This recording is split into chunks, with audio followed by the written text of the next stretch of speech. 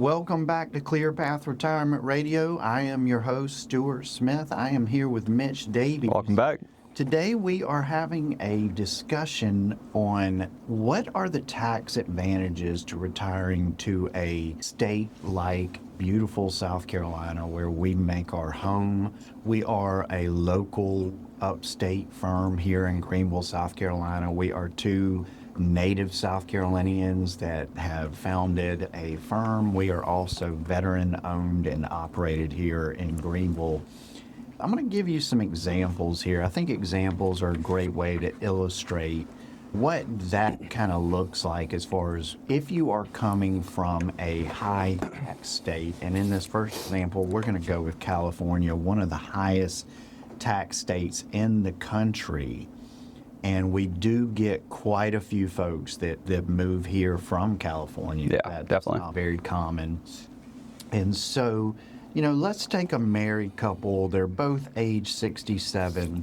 Let's say their Social Security together is about $40,000 a year.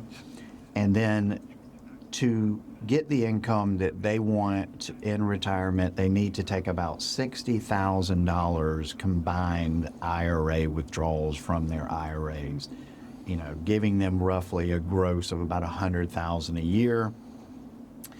And then let's say they own a home here of about $700,000.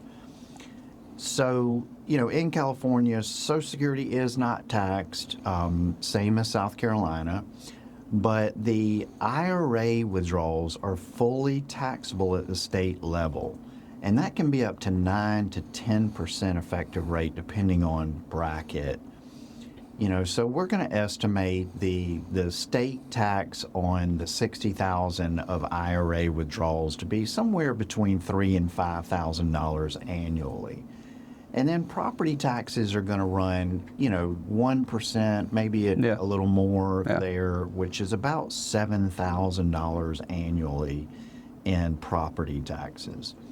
So let's compare that to South Carolina with the same income. So like we said, Social Security in South Carolina is not taxed, but the IRA withdrawals are treated differently. So the first $30,000 on the IRA withdrawals is largely offset by retirement income deduction that you receive here. There's probably some additional age-based deductions that will reduce that taxable income further, just depending on where you're taking that from. But the state tax on the IRA could drop to near zero or very minimal on that. Your property taxes on a primary residence is going to be taxed at a much lower rate than California. So potential reduction to $2,000 to $3,000 range depending on specifics. You're going from $7,000 a year in property taxes down to potentially $2,000 a year there. And you're not paying the 9 to 10% state tax on the withdrawals from the IRA. It's huge. I mean, even that alone, you compound that over 10 years of time, and we're talking $30,000 in state tax saved just on a simple move. So, when in that example, and that's a pretty real example. It is. It is. You would have paid, if we had $40,000 that we needed from the IRA, you'd have paid potentially $4,000 on that. Yeah. And then you reduced your property taxes by another $5,000. I mean, we're talking about close to in that $8,000 to $9,000 range per year in taxes saved, and just by relocating. Simple as that. And I mean, think of the impact over a 30-year retirement. We're talking significant money, and not to mention that, if you don't have to spend that money, you can keep that money, invested, keep that compounding, keep offsetting inflation with that money. Right.